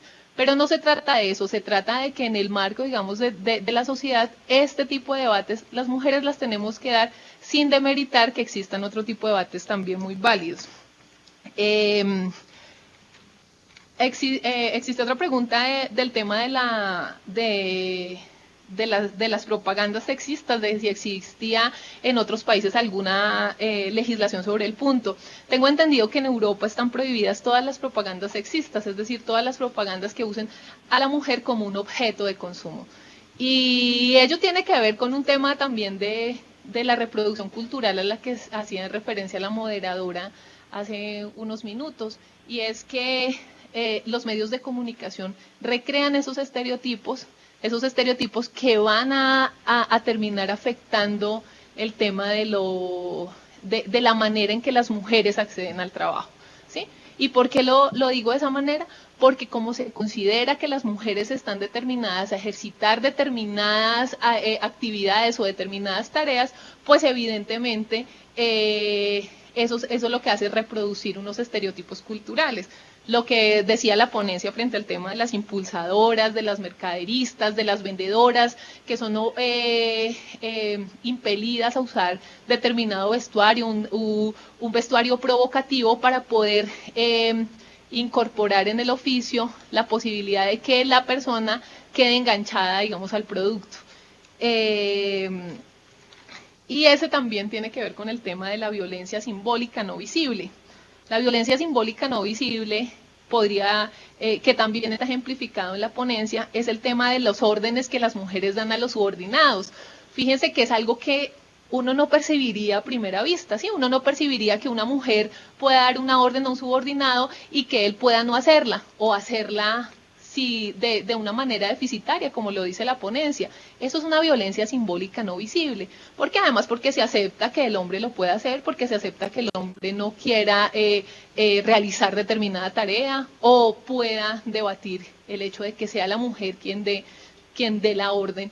Y yo creo, digamos, que ese tipo de violencia simbólica, que parece que nosotros pasamos inadvertida, es una violencia bien significativa en el marco de las relaciones de trabajo, de por qué a la mujer se le discuten sus puntos de vista o se le discuten las órdenes, y eso no sucede con los hombres, porque también se trata de un tema de que se entiende a la mujer como un sujeto o como un ser débil, que es fácilmente sometible o fácilmente descartable, lo que no sucede con los hombres, y a eso se refería la ponencia cuando se hablaba de violencia simbólica no visible. Y lo mismo el tema de la violencia simbólica no visible frente al tema, repito, de los cargos a los cuales las mujeres están destinadas, ¿sí? Si ustedes miran, la mayoría de las mujeres que tienen empleos son ese tipo de empleos, unos empleos de mercaderistas, unos empleos de impulsadoras, unos empleos en los que se usa a la mujer como objeto, que no como sujeto. Y eso es muy aceptado socialmente. La sociedad considera que eso es correcto, la sociedad considera que está bien, porque la sociedad aún no ha dado el paso para discutir ese tipo de situaciones. No sé qué otra. Existía una pregunta sobre cómo se podría justificar el hecho de que las mujeres tengamos unos oficios de vanguardia, pero que en el hogar eso no suceda. Bueno, eso no me sucede en el hogar. Pero lo que yo considero frente al punto, incluso frente al tema de los oficios de vanguardia, es que aun cuando las mujeres estén en oficios de vanguardia, existe lo que en el derecho de género se llama el techo invisible, el hecho de que las mujeres, aun por muy preparadas que se encuentren, tienen unas dificultades amplias para poder acceder a cargos de a cargos de dirección, aún estando muchísimo mejor preparada que muchos hombres. Entonces, digamos que la pregunta parte de esa situación que quiero aclararla. Y frente al tema de conciliar eso con los oficios domésticos, eso también tiene que ver con el tema de las reproducciones culturales que socialmente se nos han asignado a las mujeres. ¿Qué quiero decir con ello? Quiero decir que en la pareja o en la familia se estima que las mujeres tenemos que lavar, que las mujeres tenemos que cuidar los hijos, que las mujeres tenemos que hacer toda una suerte de hechos del hogar, y eso no es así. ¿Por qué? Porque lo que debe primar en el hogar es que una división del trabajo, una división acertada del trabajo respecto de en lo que nos consideramos más o menos fuertes en el trabajo. Y como nosotros reproducimos en nuestra casa lo que culturalmente venimos recibiendo a lo largo de todos nuestros años desde nuestra crianza, pues es obvio que sea muchísimo más difícil desligarnos de aspectos domésticos que implican un doble rol. Por eso en algunas legislaciones laborales a las mujeres se impone una edad menor para jubilarse que para los hombres, porque la ley entiende que socialmente a la mujer le corresponden asumir más roles, el rol de madre, el rol de hija, el rol de trabajadora, y eso implica, digamos, que exista una diferencia frente al tema. Como otro punto que también es bastante controversial frente al tema de cómo la pobreza de las mujeres conlleva a la utilización del alquiler de los vientres. Eso está muy atado con algo que se señaló al principio de esta intervención, que tiene que ver con la misma discusión frente al tema de lo de Bangladesh. Cómo las mujeres sometidas por sus condiciones sociales y económicas terminan realizando determinados trabajos que desde otro punto de vista no debería realizar. Pero al margen de eso, lo que se considera es que ese tipo de situaciones debe llevar al Estado, a todas las organizaciones, a todos los estamentos sociales, a que la mujer tenga una participación distinta en la sociedad, es decir, que se incluya socialmente en el empleo, que se incluya en los distintos programas para que se ataque, digamos, lo fundamental, que es el tema de la pobreza, es decir, para que la mujer no utilice su cuerpo para el alquiler, en este caso de la cuestión que venía con el alquiler de vientres, que no sea el motivo para el alquiler el tema de la pobreza. O sea, que su motivo, si es que acaso tiene alguno para poderlo hacer, no sea el tema de la pobreza. Existía otra pregunta frente al tema de cómo se calcula la disolución de la sociedad conyugal, cómo se calcula el trabajo doméstico en esa disolución y liquidación. Pues este es un tema bastante complejo, y es un tema bastante complejo porque las legislaciones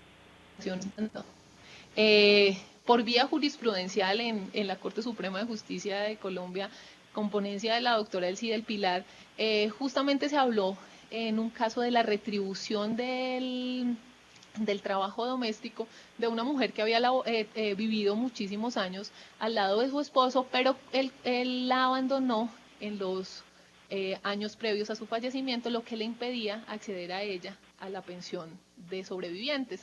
La ponencia el proyecto, la sentencia, lo que planteaba era que la mujer históricamente había sido relegada al trabajo doméstico y que ese trabajo doméstico era el que le había colaborado, el que había permitido que el hombre que hubiese podido acumular el capital necesario para poder acceder a la pensión, y por vía de eso se le otorgó la pensión de sobrevivientes.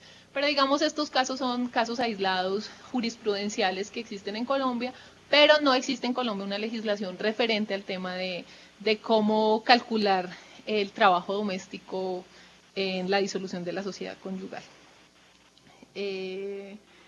Existía otra pregunta, que creo que es la última que tengo aquí anotada, frente al tema de que si sucede lo mismo en las leyes, de las leyes de acoso laboral cuando es la mujer la que acosa a otra mujer. Evidentemente son las mismas. Las reglas estadísticas dicen que la mayoría del acoso laboral proviene del hombre cuando es él quien está en el cargo directivo, es decir, que las mujeres asumen o tienen mayores presión frente al tema del acoso del hombre, pero que eso no se excluye cuando sea la mujer. O sea, la mujer también acosa a la mujer. La mujer la acosa por distintos motivos, motivos que tienen que ver con que considera que la otra persona podría quitarle el empleo, porque considera que el hecho de ser mujer implica una exigencia adicional frente a las otras mujeres, pero pues evidentemente no existe ninguna posibilidad de exclusión de las leyes cuando la mujer acosa a otra mujer. No sé si se me queda alguna pregunta en el tintero, por favor colabórenme.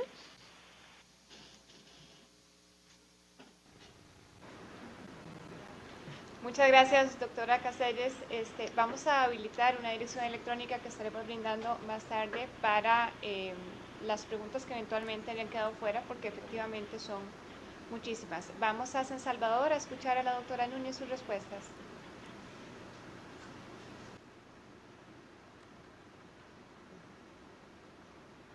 Bueno, ya. En el caso, ¿qué hacer ante la reconvención de la demanda laboral por acoso laboral?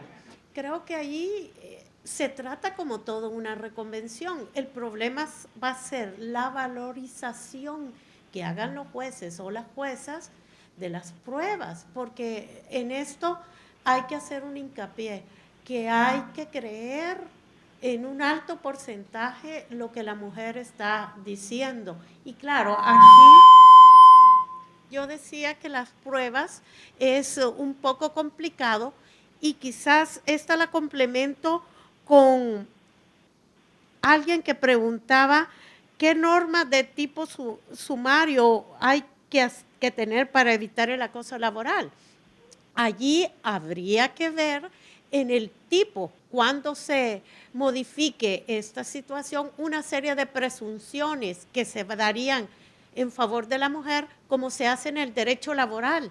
En el caso del despido de un trabajador, que se establece una serie de presunciones que si el empleador no llega a la conciliación, se tienen por ciertas. Entonces, algo así tendría que ser, y como decía la doctora Carena, ahí tienen que tener participación las mujeres para que esto pueda funcionar. ¿Qué hacer ante la posibilidad de inversión de la carga de la prueba a favor de la mujer? Mire, esta reinversión de la carga de la prueba, si bien es cierto, se ha utilizado en algunas legislaciones, yo tengo mis reservas, porque como jueza de familia en materia de alimentos se ponía para favorecer a los menores, pero realmente no daba mayores elementos, porque el que tenía que aportar pruebas no la aportaba. Es más, nosotros hicimos una declaración jurada que tenía que poner sus ingresos, jamás tuvimos una sincera puesta con objetividad. Y realmente es algo que más es lo que obstaculiza los procesos. Pero sí habría que ver cómo hacer para que esto funcione realmente y que dé mayor acceso a las mujeres a el órgano judicial. La violencia sutil, ¿cuántas veces vemos invisibilizadas a las mujeres? A veces pasa que la mujer aporta algo y lo mismo lo aporta un hombre. En el caso del hombre, como dice el licenciado tal, y en el caso de la mujer, completamente invisibilizada, como si no hubiese dicho nada. Esa es una forma de violencia, definitivamente, y tal como planteaba la doctora Carena. Pero eso es algo que tenemos que ir erradicando. En el caso nosotros de la Corte no sucede, pero nosotros rescatamos, ahorita somos 6 mujeres. Antes que el magistrado tal, la magistrada había propuesto tal cosa. Ya eso nos va visibilizando un poquito. Es un trabajo de sociedad, es un trabajo de equipo que le corresponde al Estado en mayor parte, porque dice, ¿qué hacer para erradicar el temor de la denuncia?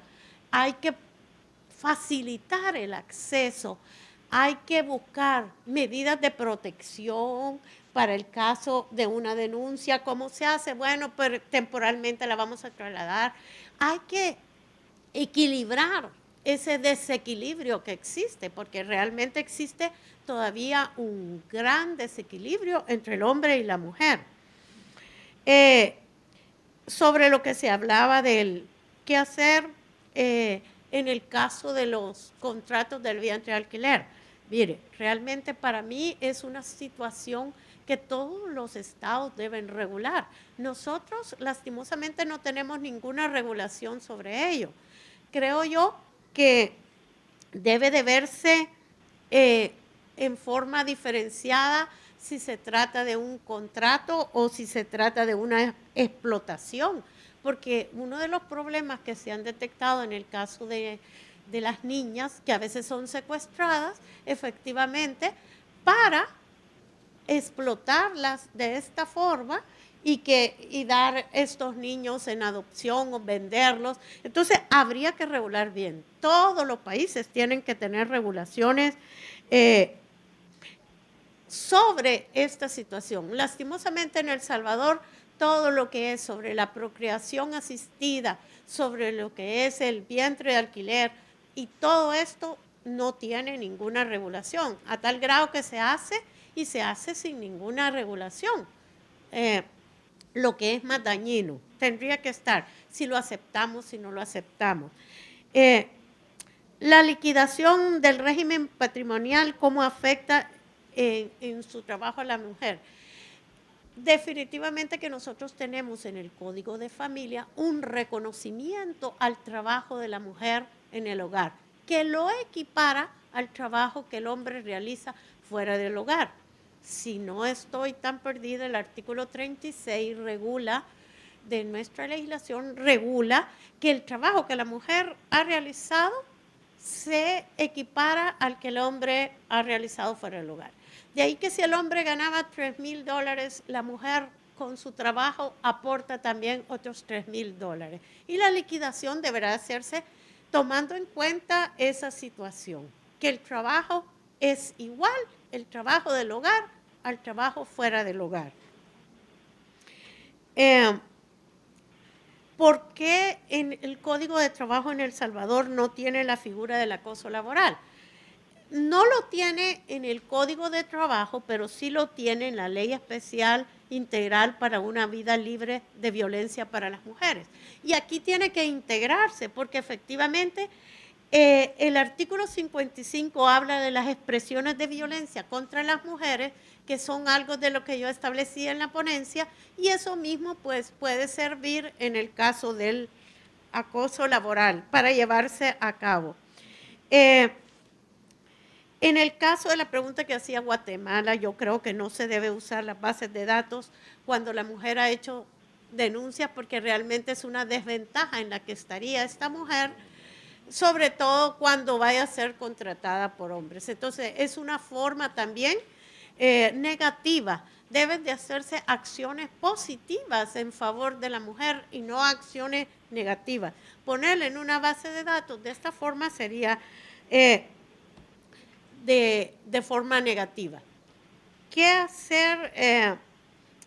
El Estado, yo soy una creyente que es al mismo Estado, porque ya la doctora decía, como sociedad debemos cambiar. Entonces, ¿a quién le compete ese cambio? Al Estado, al Ministerio de Educación, que las chicas aprendan desde pequeñas que son iguales y que no debe de haber discriminación. La hay todavía. Por ejemplo, cuando una niña sale embarazada, la expulsan y el niño queda muy tranquilo. Usted sí termine. No, si le expulsan a la niña, expulsen al niño o hagamos alguna cuestión en la que se tome una equivalencia, porque no podemos permitir actos discriminatorios. Tenemos que ser iguales. Entonces, le corresponde al Estado. La Corte Suprema también tiene una unidad de género que trata de sensibilizar sobre este tema, porque exactamente el género es amplio y la discriminación que se ha venido dando a través de la historia es grande. Bueno, al hombre se le ha permitido pegarle a la esposa moderadamente. ¿Cuál es ese término? Moderadamente.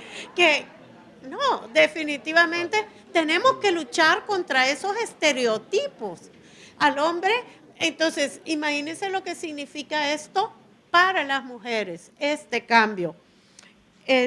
No sé, la doctora contestó otras preguntas. Yo he tratado de hacer una síntesis de las que más o menos creía que no podían haber sido contestadas. Y creo que sí. ¿Qué hacer para erradicar el temor de la denuncia? Yo creo que aquí hay que educar, proteger, facilitar. Una pregunta era si habían procesos expeditos y rápidos para resolver esto. Este es uno de los problemas del órgano judicial, esa mora, el que no sea tan rápido, pero habrá que buscar mecanismos.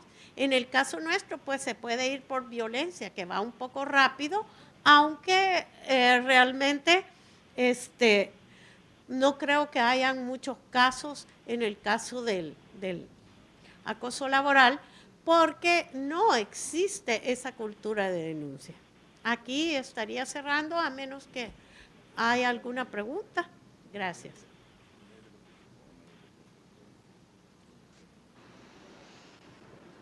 Muchas gracias, doctora Núñez. Vamos a darle un pase corto a la magistrada Rocío Chávez, aquí en Costa Rica, para que haga un cierre técnico de esta conferencia. Sí, así muy rápidamente, es importante hacer quizá algunas aclaraciones conceptuales y teóricas. Cuando hablamos de violencia de género, estamos utilizando la categoría de género como una categoría de análisis. Eso implica que vamos a aplicarla objetivamente sin saber, en determinadas circunstancias, si se va a detectar que hay una desventaja hacia un hombre o hacia una mujer. Esta metodología es propia del análisis de género. ¿Y qué es lo que quiero decir con esto? La violencia de género es aquella que se ejerce, en la cual se ejerce un poder patriarcal con determinadas características. Hay un opresor y hay un oprimido, o una opresora y un oprimido.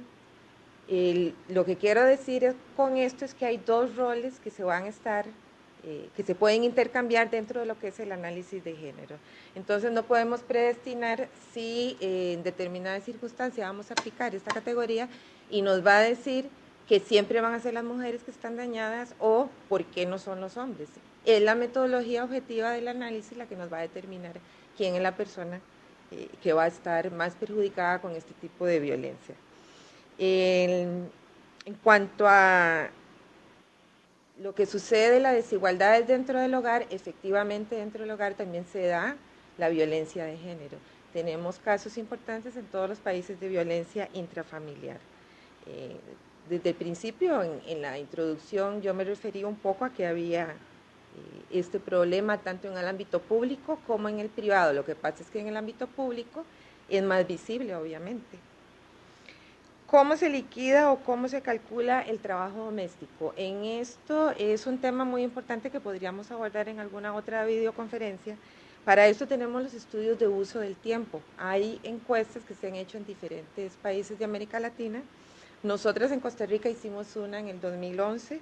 Estamos presentando los resultados desde el año pasado y Y en la posterior etapa que vamos a seguir es la de calcular efectivamente el valor que tiene ese trabajo doméstico. Si ustedes están interesados o interesadas en este tema, pues nos podemos poner de acuerdo y hablamos un poco sobre este asunto en alguna próxima videoconferencia.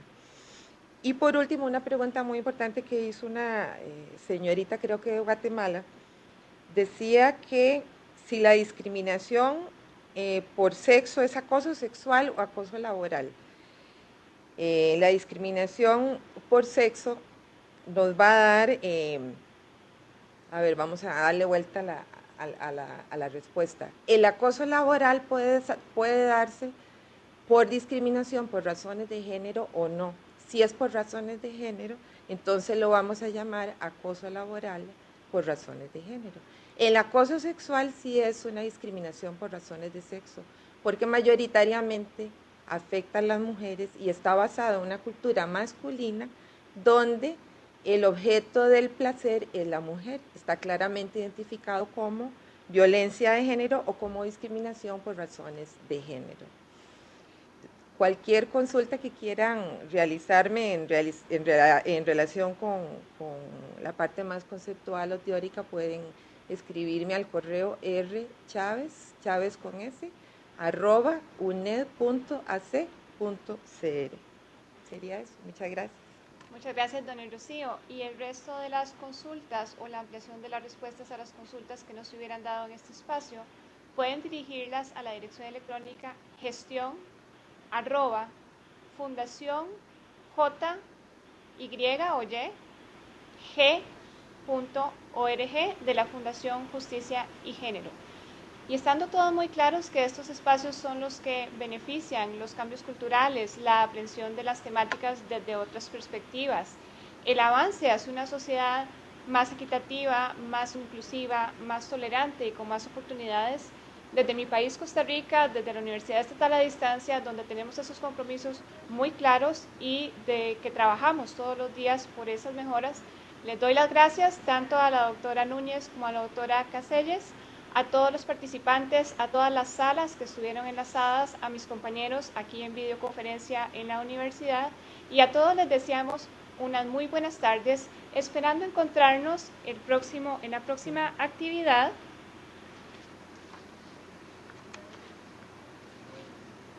que tendrá lugar el 9 de julio. Muchas gracias. A las 10 de la mañana y la temática será acceso a la justicia para las víctimas de trata de personas. A todos, de nuevo, muy buenas tardes y que tengan un feliz día.